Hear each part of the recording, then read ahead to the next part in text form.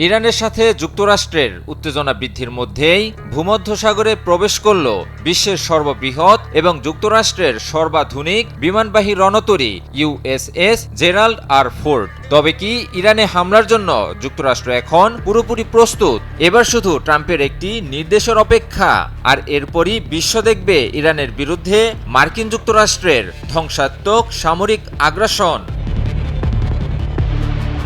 শুক্রবার সকালে যুক্তরাষ্ট্রের বিমানবাহী রণতরী ইউএসএস জেরাল্ড আর ফোর্ড ভূমধ্যসাগরে প্রবেশ করে।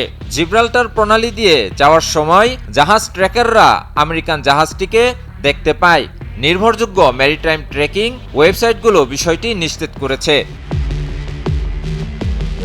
ইরানের উপর মার্কিন আগ্রাসন এখন আর কোনো জল্পনা কল্পনা নয়, বরং অনেকটাই নিশ্চিত।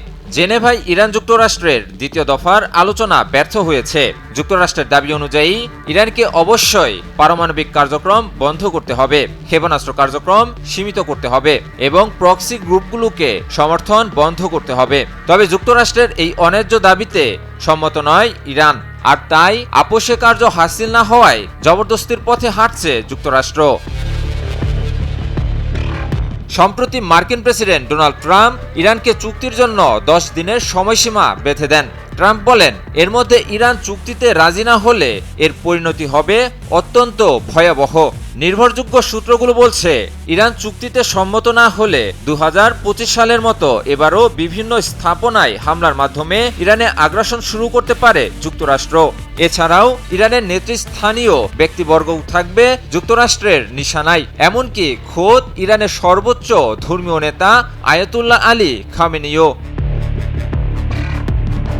2003 সালের ইরাক আক্রমণের পর মধ্যপ্রাচ্যে এবার আবারও সবচেয়ে বড় পরিসরে সামরিক শক্তি বাড়িয়েছে মার্কিন যুক্তরাষ্ট্র।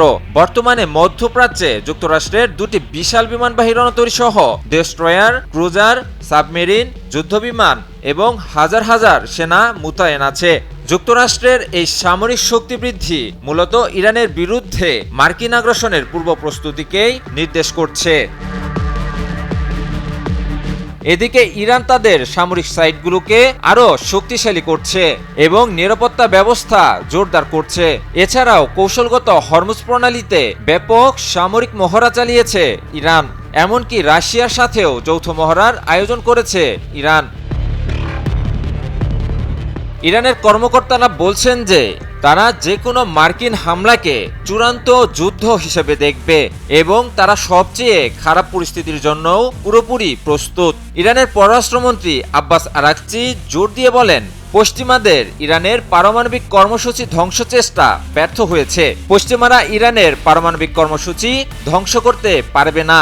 এটি ইরানের নিজস্ব প্রযুক্তিতে তৈরি, যা বোমা হামলা করে ধ্বংস করা যাবে না।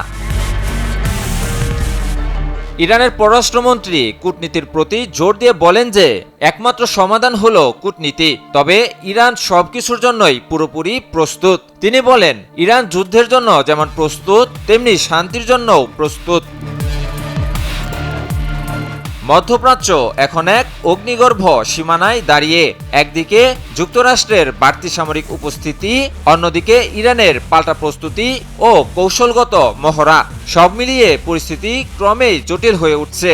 যে কোনো মুহূর্তেই ইরান যুক্তরাষ্ট্রের মধ্যে লেগে যেতে পারে এক ভয়াবহ যুদ্ধ। আর সে যুদ্ধ কেবল কিছু স্থাপনা ধ্বংস কিংবা নেতৃত্ব পতনে সীমাবদ্ধ থাকবে না, বরং পুরো মধ্যপ্রাচ্য জুড়ে তৈরি করতে পারে এক ভয়াবহ অস্থির পরিস্থিতির। ইমন আলী, নিউজ 24।